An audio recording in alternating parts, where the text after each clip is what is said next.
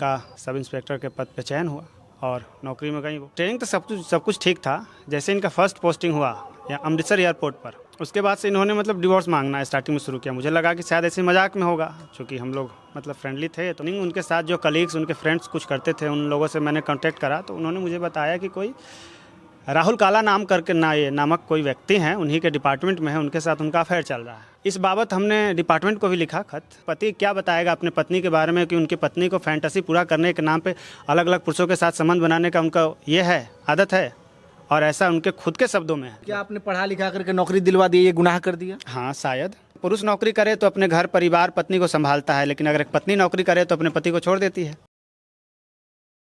अगर किसी घर परिवार में किसी महिला को प्रताड़ित किया जाता है तो महिलाओं के लिए तमाम आयोग बनाए गए हैं। जैसे महिला विकास मंच हो गया, महिला थाना हो गया। महिलाओं के लिए तमाम ऐसी संस्थाएं बनाई गई है जहां पे महिलाएं जाती है तो अपने अधिकार के लिए वहां पे लड़ाई लड़ सकती है। लेकिन अगर किसी पुरुष को प्रताड़ित किया जा सकता है, अगर किसी पुरुष को जो है कि परेशान किया जाता है, तो पुरुष जाए तो जाए कहाँ। अभी हमारे साथ जिस इंसान को देख रहे हैं, इनकी शादी 2012 में हुई थी और 2012 के बाद अपनी पत्नी को पढ़ा लिखा करके 2014 में एक जो है कि CISF सब इंस्पेक्टर बनाए और वो पत्नी नौकरी में जाने के बाद आज अपने पति के साथ रहना नहीं चाहती है। ये कहानियां कैसे शुरू हुई, आखिर वो पत्नी क्यों नहीं रहना चाहती है, चलिए सर से बात करते हैं। नाम क्या हुआ आपका?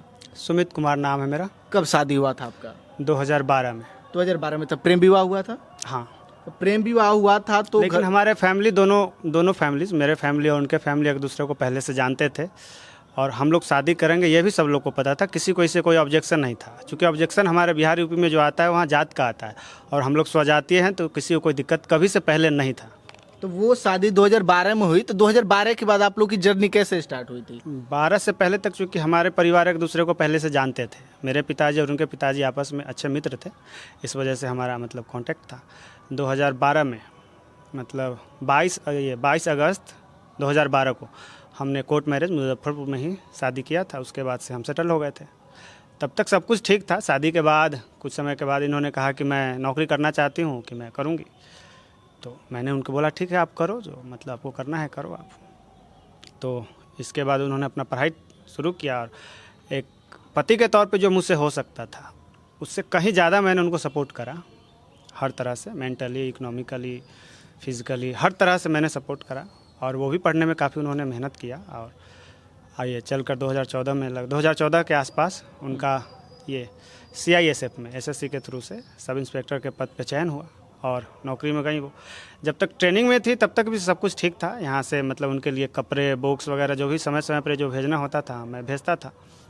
हमारे बीच ये हुआ था कि पहले सेटल्ड हो जाए, फिर आगे उसके बाद कुछ सोचेंगे अपने लिए। और चूँकि मुझे आगे पढ़ाई अपना करना था कमीशन का, तो ये हुआ कि पहले सेटल हो जाते हैं, फिर उसके बाद से हम अपना पढ़ाई करेंगे। चूँकि मैं बीटेक कर रहा था, बीटेक करने के बाद प्राइवेट कॉलेज से ज़्यादा सैलरी नहीं होता है, तो स्टार्टिंग में यह था कि जब ये सेटल हो जाएंगी उसके बाद से आगे मैं अपना पढ़ाई शुरू करूँगा। लेकिन ट्रेनिंग में जाने के बाद से, तब ट्रेनिंग तो सब कुछ ठीक था। जैसे इनका फर्स्ट पोस्टिंग हुआ या अमृतसर एयरपोर्ट पर, उसके बाद से इन्होंने मतलब डिवोर्स मांगना स्टार्टिंग में शुरू किया। मुझे लगा कि शायद ऐसे मजाक में होगा, क्योंकि हम लोग मतलब फ्रेंडली थे, तो कहीं मुझे परेशान करने के लिए ऐसा करती होंगी।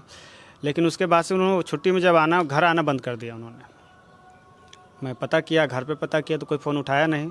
मतलब अंकल आंटी, उनके माता पिता को हम लोग अंकल आंटी ही बोलते थे बचपन से, इसलिए कोई ऐसा किया नहीं। और मेरा नंबर रिसीव करना बंद कर दिया उन्होंने। तो वो छुट्टी में आपके पास नहीं आती तो जाती कहाँ थी? अपने माता पिता के पास गई हूँ। मतलब मायके में जाती थी? हाँ, ट्रेनिंग के बाद जब पहला पोस्टिंग हुआ उसके बाद से। तो आपने पूछा नहीं कि आपको हमारे पास आना चाहिए था, आप वहाँ क्यों जाते? तो वही तो पूछा, उनसे पूछा, उन्होंने इग्नोर करना शुरू किया। घर में फिर पूछा तो सारे लोगों ने मेरा कॉल लेना बंद कर दिया। फिर उनके जो उनके साथ जो कलीग्स, उनके फ्रेंड्स कुछ करते थे, उन लोगों से मैंने कांटेक्ट करा तो उन्होंने मुझे बताया कि कोई राहुल काला नाम करके नामक कोई व्यक्ति हैं, उन्हीं के डिपार्टमेंट में है, उनके साथ उनका अफेयर चल रहा है राहुल काला करके। इस बाबत हमने डिपार्टमेंट को भी लिखा खत कि ऐसा है। हमने तो अपने पत्नी को नौकरी करने भेजा था, ऐसा कुछ तो था नहीं कि इसलिए भेजा था। तो उस पर मुझे एक बार वहाँ से कुछ कॉल वगैरह आया भी उस इंक्वायरी के रिगार्डिंग, लेकिन आगे उसमें क्या हुआ नहीं पता चला। फिर मेरी पत्नी कभी कहते कि हम अपना धर्म बदल लेंगे, नहीं तो हमको तलाक दे दो तुम, हम वहाँ पे नहीं आएंगे, नहीं तो हम बहुत सारा केस कर देंगे, नहीं तो हमको तलाक दे दो। तो तलाक की वजह नहीं बताती कि क्यों वजह जैसे उनका ये था कि अब मुझे नहीं रहना है तुम्हारे साथ, मेरा मन भर गया। तो ये कोई खेल है? शादी विवाह कोई मजाक हुआ था? तो ये बात उनसे पूछा जाना चाहिए। ये जैसे जो आप हमसे पूछ रही है उनसे पूछा जाना चाहिए ना, कि जैसे हम कोई कपड़ा है या कोई सामान है कि आज मर्जी हुआ तो शादी कर लिया, अब तुम्हारे साथ नहीं रहना है, अब कपड़ा पुराना हो गया तो फेंक देना है, ये बात उनसे पूछा जाना चाहिए। जब मतलब बहुत सारा प्रयास के बाद नहीं ये रिश्ता बनता दिखा, तो 2017 में मैं मुजफ्फरपुर के परिवार न्यायालय में एक वाद मैंने मतलब एक पिटीशन डाला कंजुगल राइट का, वैवाहिक स्थिति का पुनः स्थापना के लिए 2017 में। इस पे वो काफ़ी समय तक मतलब आई नहीं, और उसके बाद से मुझे उनका एक मामा है जो वकील है, उन्होंने संपर्क करना शुरू किया मुझसे, और मुझे मतलब ऐसे मतलब प्रताड़ित ही कह सकते हैं उसको कि आप इसको दे दो म्यूचुअल कंसेंट से डिवोर्स, नहीं तो आपके लिए ठीक नहीं होगा, वो लड़की है उसके पास बहुत ज़्यादा अधिकार हैं, वो आप पे दहेज का केस कर सकती है, माना ये मतलब फैमिली वायलेंस का मारपीट का केस कर सकती है, नहीं तो दे दो इसको। लेकिन चूंकि कैसे देते हैं, कोई आधार नहीं है ना कि आज आपका किसी के साथ रहने का मन कर रहा है तो आप रहोगे, बाद में नहीं कर रहा है तो नहीं रहोगे। तो मैं ये नहीं किया। तो 2019 में वो मुजफ्फरपुर के न्यायालय में ही, परिवार न्यायालय में, उन्होंने डिवोर्स का पिटीशन डाला 2019 में। अच्छा। 2019 में उसका पिटीशन का डाला, और तब से वो एक बार उसके डेट पे आई और उसके बाद से वो गायब ही हो गए। उस केस में मैं तारीख पे तारीख पढ़ता रहा, उस पे जाता रहा, और कभी कुछ मतलब हुआ नहीं, मतलब मजबूत कुछ हुआ नहीं।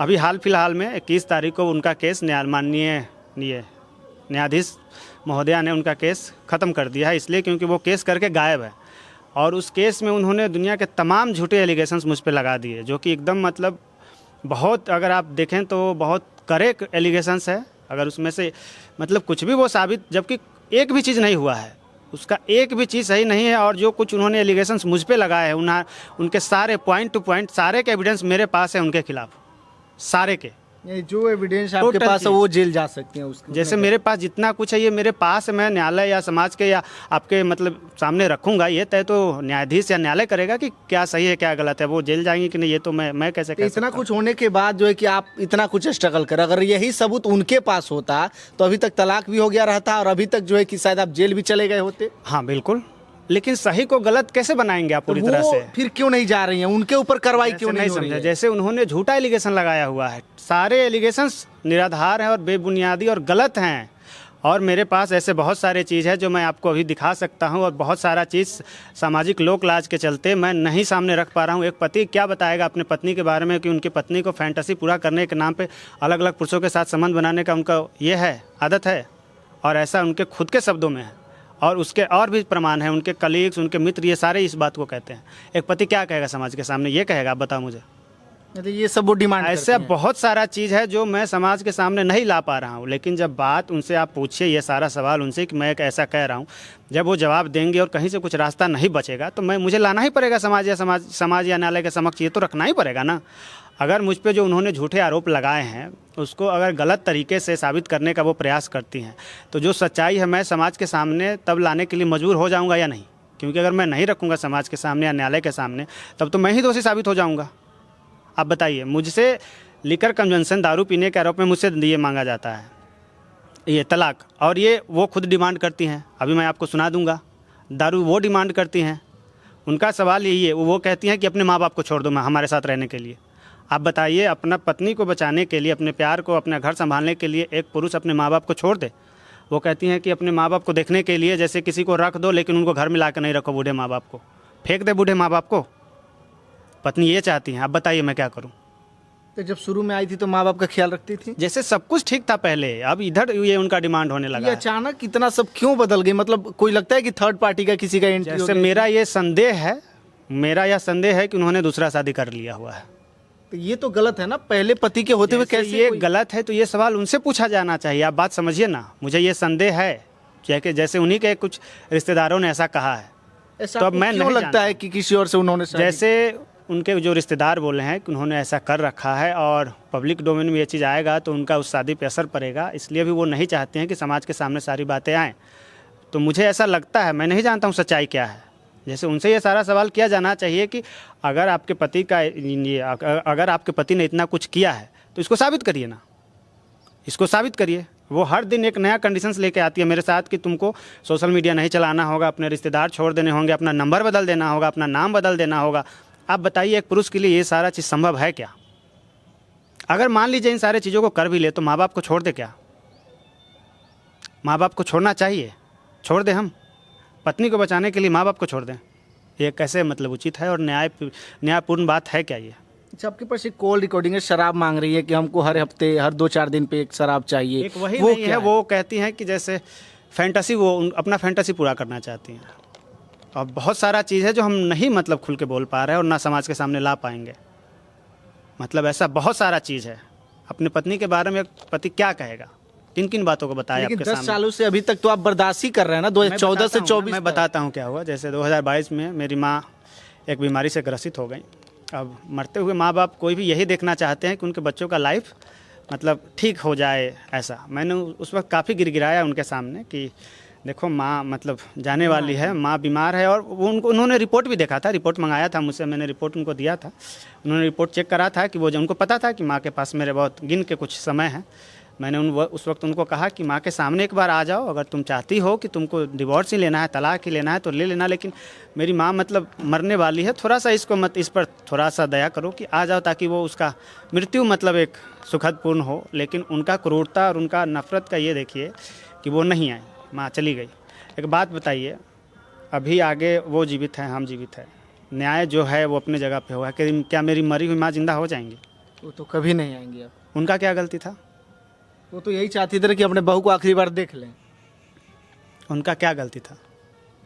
और अगर मैंने कुछ गलती किया है, आप उसको साबित कीजिए। आप इतने दिनों में इतने सारे एलिगेशंस मुझ पे लगाए हुए हैं, इतने संगीन, मैं आपको केस का कॉपी दे दूंगा, आप देख लीजिएगा। इतने संगीन एलिगेशन लगाए हुए हैं मुझ पे उन्होंने।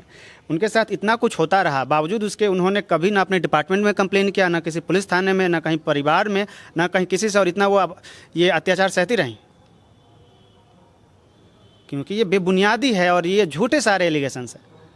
और मेरे पास, मैं बता रहा हूँ, सारे के पॉइंट टू पॉइंट मेरे पास प्रूफ है, ऑडियो वीडियो सारे। उनके खुद के साथ रहने वाले लोग, उनके मित्र लोग उनके बारे में बताएंगे जब न्यायालय में इसका ज़रूरत पड़ेगा तो आकर। एक मेरा पुरुष होना ही मेरा अपराध है शायद। आप बताइए मुझे, मैं अपने माँ के गर्भ से एक पुरुष के रूप में जन्म लिया, यह मेरा अपराध था क्या? ये तो अपराध नहीं है। नहीं, अब तो सज़ा तो मुझे मिल रहा है ना। जैसे उनके अभी रिश्तेदार लोग मुझे धमकी देते हैं कि वो लड़की है, वो चाहेगी तो आप पे 20 झूठे केस कर देगी और आपको जेल हो जाएगा।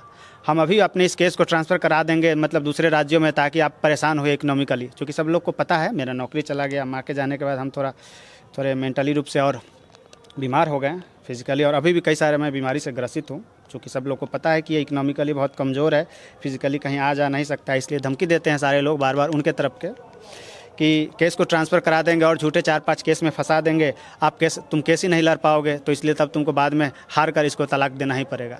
ये कैसे न्यायपूर्ण है? क्या ये न्यायाधीश साहब या न्यायालय मेरे पक्षों को नहीं सुनेंगे?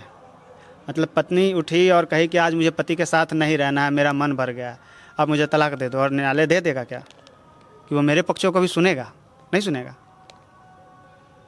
तो क्या वो अभी आना चाहती हैं? आखिरी बार आपसे जब बात हुआ नहीं आना चाह रही हैं। वो बहुत सारे ऐसे कंडीशंस लगा रही हैं जो संभव नहीं है मानने कि माँ बाप को छोड़ दो, तब हम सोचेंगे कि तुम्हारे साथ रहेंगे कि नहीं।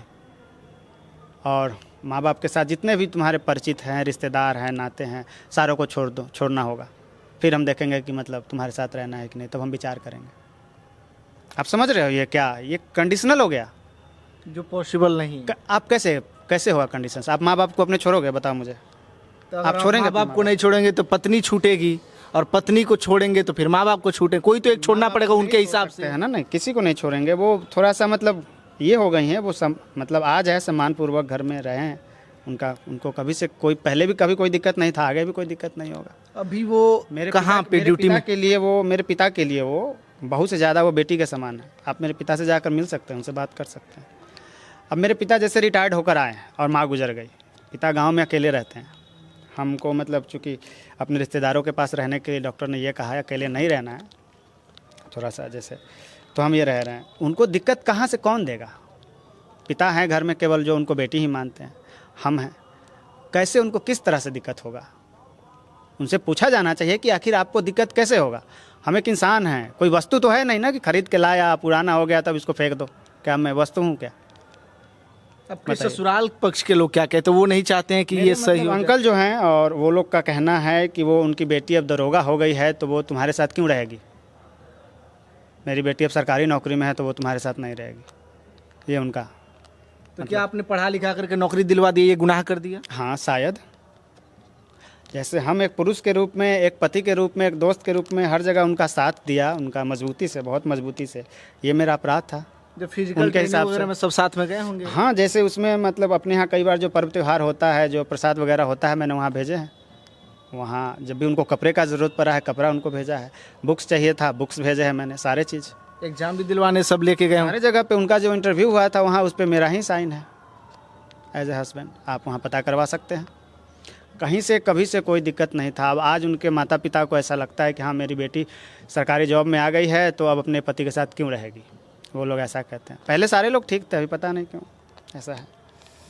तो ससुराल पक्ष के भी लोग अब सहारा छोड़ दिए कि लगता था कि वो समझाएंगे तो कहीं मान जाएंगे? हाँ, सारे लोग मतलब वो मान जाएगी, वो ऐसा नहीं है, वो थोड़ा सा किसी के मतलब ऐसा क्यों कर रही है? क्या मतलब किसी तीसरे की एंट्री हुई है कि माइंड वॉश किया मतलब गया तीसरे की जैसे क्या है कि मेरे पास जो कुछ फोटोग्राफ्स हैं उनके कुछ मित्रों ने भेजे हैं, कभी किसी और के साथ है उस फोटोग्राफ में, कभी किसी और के साथ है फोटोग्राफ में। अब पूछने पर वो कहती हैं कि मैं अपना फैंटेसी पूरा कर रही हूँ। है? ये कौन सा तो फैंटेसी है गैर मर्दों के साथ ये उनसे पूछा जाना चाहिए। इसके मैं आपको डिटेल्स दे दूंगा, रिकॉर्डिंग है।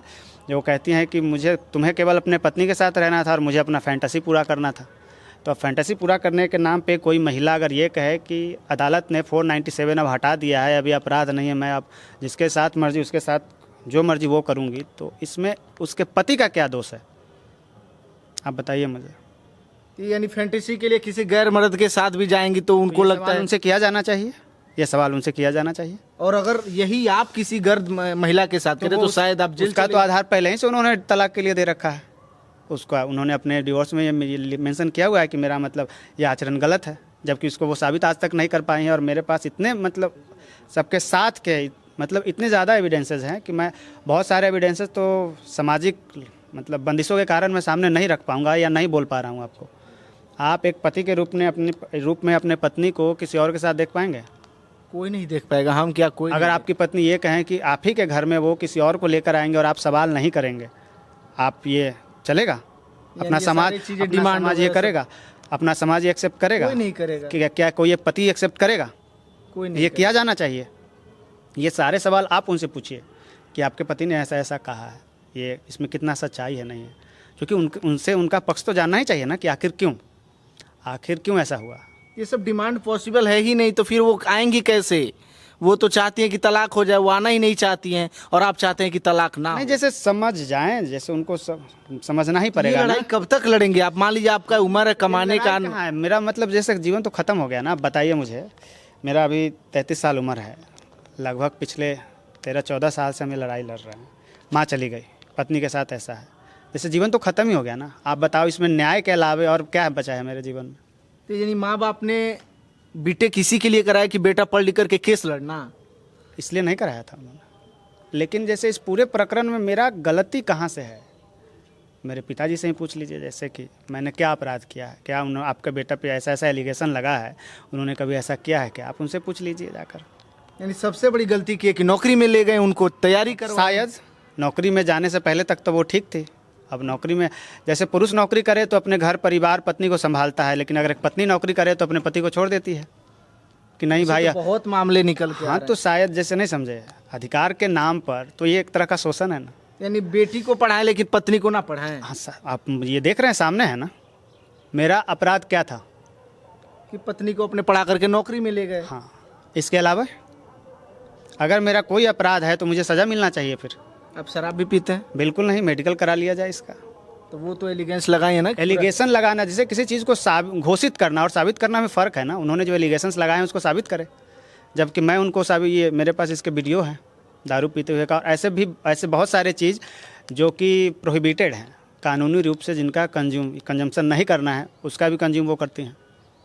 तो क्या हमको समाज के सामने ये रखना चाहिए या न्यायालय के दृष्टि ये पटल पे रखना चाहिए क्या?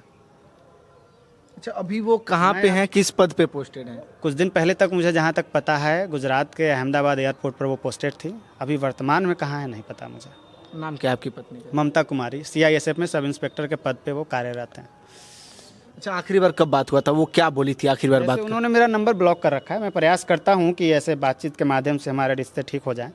फैमिली से भी अप्रोच करने का, उनके माँ बाप से भी मैं बहुत प्रयास करता हूँ, लेकिन हर जगह से मतलब मुझे ये निराशा ही हाथ लगता है। मैं उनका मैं हमेशा इसमें ही नहीं प्रयास किया हूँ, बातचीत के माध्यम से रिश्ता ठीक करने का प्रयास करता हूँ, लेकिन कुछ 2012 में पॉजिटिव नहीं किस दिखता। उम्मीद से लेकर के आए थे कि भाई ये जीवन साथी है, इनके साथ जीवन अच्छे से हाँ ना, वो था कहीं ना कहीं उनको मुझसे बहुत बहुत प्यार था ना, तभी तो वो प्यार मतलब कहाँ गायब हो गया अब अब ये तो उनसे पूछा जाना चाहिए कि मतलब ऐसा क्यों हुआ। अगर जैसे कोई कारण है तो आप उसको साबित करिए ना न्यायालय में, तलाक तो आपका अपने आप हो जाएगा। मतलब अगर लीगल है तो तलाक के लिए आप तैयार हैं, लेकिन कुछ गलत। मैंने ऐसा कोई अपराध ही नहीं किया है। क्या एक बात बताइए, मेरी पत्नी को आप या कोई और तलाक दे सकता है क्या? महिला थाना, महिला मंच, तमाम आपके लिए क्या बना है नहीं, कि पुरुष के जहां लिए आप कहाँ है? जा सके? कहाँ जाएं आप बताइए मुझे, कहाँ जाएं? पुरुषों के लिए कहाँ है, किस जगह जाए पुरुष? न्यायालय से लेकर कचहरी, कोर्ट में, थाना में, सब जगह अगर महिला आप हैं तो आपका बात पहले ही सुन लिया जाता है और लड़के को विक्टिम मान लिया जाता है। लड़का कहाँ रखेगा अपना बात, आप बताइए मुझे, कहाँ रखे? कोई नहीं सुनता है, कोई नहीं सुनता है। बस सब लोग को लगता ही है कि हाँ अगर लड़की कह रही है तो सही ही होगा, जबकि वेरीफाई तो किया जाना चाहिए ना, कि नहीं किया जाना चाहिए? आप किसी पे कुछ भी बोल दोगे, वो साबित हो, वो बस हो गया, वो सच है क्या? सच्चाई की मतलब उसको जांचा जाना चाहिए या नहीं? सत्यता तो वेरीफाइड होनी चाहिए ना। कैसे, ऐसे कैसे होगा? हम बोल रहे हैं कि आपने मेरे घर में चोरी किया है, तो आप चोर हो जाएंगे क्या? हो जाएंगे? आपके घर में सब जिम्मेदारियां किसके ऊपर है? आप ही के ऊपर है या घर है कहाँ अभी मेरा? माँ बाप, माँ तो है माँ नहीं। चली गई, पिताजी गांव के घर में अकेले रहते हैं। मैं बहन के यहाँ रह के अपना किसी तरह अपना मतलब मैं भी गुजारा नहीं कर रहा हूँ, बीमार हूँ, बहुत बीमार हूँ और कोई देखने वाला नहीं है, तो इसलिए बहन के पास रह रहा हूँ। उन्होंने, उनका थोड़ा सा वो अच्छी हैं कि मुझे रखी हुई हैं, अभी बड़ी हैं मुझसे, तो वो रखी हुई हैं। लेकिन कहाँ घर है बताइए ना मुझे? माँ चली गई, पत्नी ऐसे मतलब की हुई है, पिता अकेले गाँव में रह रहे हैं, मैं यहाँ, ये घर है क्या? यानी हंसता खेलता परिवार एक झटके में बिगड़ गया, उजड़ गया, ख़त्म हो गया सब। वो खुद स्वयं कहती हैं कि मैंने क्या गलत किया है तुम्हारे साथ सिवाय किसी के और सोने के? मैं इसका आपको प्रमाण दे दूंगा। ये तो मैं देखा हूँ, तो मैं ये गलत दे नहीं दूंगा है? तो ये उनसे पूछा जाना चाहिए ना। वो तो वो अब जैसे मतलब पति के रहते किसी गैर मर्द के साथ 497 हटने के बाद से, 497 हटने के बाद से सब लोग ये कहते हैं कि अभी अपराधी नहीं है। यानी कुछ भी करेंगे। इसमें पुरुष का क्या गलती है बताइए ना आप मुझे? आप किसी के साथ जाके कुछ कर रहे हैं, आप मेरा गलती बताइए। अच्छा, वो बोल रही है कि सिवाय किसी गैर मर्द के सोने के। अच्छा, तो आपको एक बात पता है कि बताइए, हाँ वो अपने- गलती की है। अपने जिम्मेवारियों से मुंह मोड़ लेना गलती नहीं है? अभी इतने सालों से मैं ये हूँ, मेरा जैसे आज मेरा अपना इलाज रिश्तेदारों के, दोस्तों के मतलब इस पे डिपेंडेंट है। कभी कोई कुछ वो मदद कर देता है, कोई वो मदद कर देता है, तब मेरा इलाज होता है। अगर मैं नौकरी में होता, मेरी पत्नी मेरे जगह पे होती, तो फिर मुझे उनका इलाज के लिए, उनके देखभाल के लिए, उनका इकोनॉमिकल हेल्प करना पड़ता है कि नहीं पड़ता? आज अगर वो हैं तो मुझे उनका हेल्प का ज़रूरत है कि नहीं है? मुझे आज मेरे रिश्तेदारों के मतलब मदद पे मैं आश्रित हूँ। मेरा अपराध क्या था? उनको नौकरी करना था, करने दिया मैंने। कहाँ से मैं मतलब कहाँ से मेरा क्या गलती था? क्या आपको गलती है? पता है कि वो किसी के साथ फिर भी आप रखना चाहते हैं? नहीं, जैसे अगर आप एक बात बताइए, अगर आपका कोई गलत रास्ते पे चला जाए तो आप उसको छोड़ देंगे या उसको सही रास्ते पे लाएंगे करके ना? लाएंगे। हाँ, तो फिर वही वही है, कोशिश कर रहे हैं। वही है, हमें करते रहेंगे जब तक जिंदा रहेंगे। और पुरुषों के लिए क्या कहेंगे जो बड़ी अपने पत्नी के लिए प्यार दिखाते हैं, शादी के बाद पढ़ाने लिखाने की कोशिश करते हैं? नहीं, परिवार तो सब लोगों के सहमति से ही चलना चाहिए ना। अगर किसी को पढ़ने लिखने का मन है, खुद के पैरों पे खड़ा होना है तो करना चाहिए, लेकिन महिलाओं को ऐसा नहीं करना चाहिए। जैसे आज मेरा परिवार ख़त्म हो गया है, हो सकता है कल किसी और का परिवार ख़त्म हो जाए। यानी बेटी को पढ़ाइए, बहू को मत पढ़ाइए, मतलब पत्नी को मत पढ़ाइए। मतलब किया जाना चाहिए, ऐसा नहीं है। वो महिलाओं के साथ थोड़ा जाति हो जाएगा, उनको मतलब उनको उनका अधिकार देना चाहिए, लेकिन महिलाओं को अधिकार का दुरुपयोग नहीं करना चाहिए कि हाँ अब नौकरी हो गया तो अपने परिवार पूरा को छोड़ दे, अपने पति बच्चों को छोड़ दे। मतलब चलिए, ये स्वावलंबी तो होना पुरुष और महिला दोनों का अधिकार है ना, स्वावलंबी तो होना ही चाहिए ना। अब महिलाएं इसका दुरुपयोग कर रही हैं, नहीं करना चाहिए, नहीं होना चाहिए। आपको नहीं लगता ये खबर जाएगी तो उनकी छवि खराब होगी इससे? छवि जैसा, आप छवि को ज़्यादा महत्व दे रहे हैं या किसी की ज़िंदगी को? जीवन ही सबसे आप जरूरी बताइए ना मुझे, छवि ज़्यादा महत्वपूर्ण है या किसी का जीवन? मेरी माँ का जीवन ख़त्म हो चुका है, मेरा जीवन अधर में है। छवि ज़्यादा महत्वपूर्ण है कि किसी का जीवन या मरण? आप बताइए इसका, आप इसका विचार कीजिए ना। मेरी पत्नी घर आ जाए, ससम्मान पूर्वक रहे, मैं यही चाहता हूँ और मैं इसके लिए अपने अंत सांस तक प्रयास करूँगा। ये तो देखा आपने कि किस प्रकार से एक पीड़ित व्यक्ति जो शुरू में स्ट्रगल किए, पढ़ाई करने के बाद नौकरी की कोशिश किए, अपनी पत्नी को पढ़ाए, नौकरी दिलवाए, और आज वो जो है कि अपनी पत्नी को पाने के लिए किस प्रकार से क्या कहें, तकलीफ में है, परेशान है। आज इनकी पत्नी इनके साथ रहना नहीं चाहती। ये चाहते हैं कि इनकी पत्नी सकुशल वापस आए, अपने परिवार में आकर के इनके साथ रहे, अपने परिवार को भी देखे और अपनी नौकरी भी करे। इनको कोई दिक्कत नहीं है। हालांकि उनको भी इस चीज़ों को समझना चाहिए। बाकी आप लोग इस वीडियो के बारे में क्या सोचते हैं, इस अपनी प्रतिक्रिया कमेंट बॉक्स में दीजिएगा, शेयर कीजिएगा। बहुत धन्यवाद।